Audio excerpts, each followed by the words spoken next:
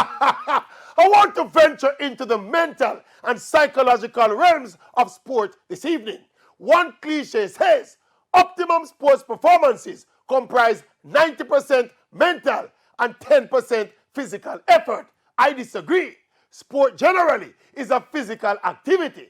Without the physical and technical competence, the mental and the psychological become redundant.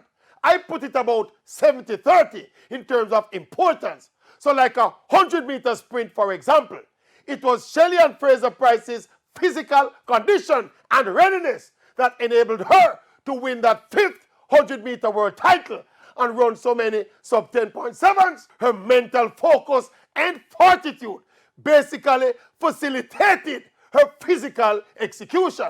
So if Shelly was at 100% mental readiness and she was only 50% physically fit, she could not win those world titles and run so many sub 10.7s. On the other hand, if she was only 50% mentally ready, but 100% physically fit, she could conceivably win the world title same way and do 1 or 2 some 10.7 clockings. Yes.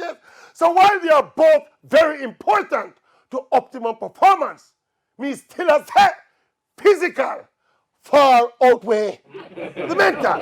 Not the truth.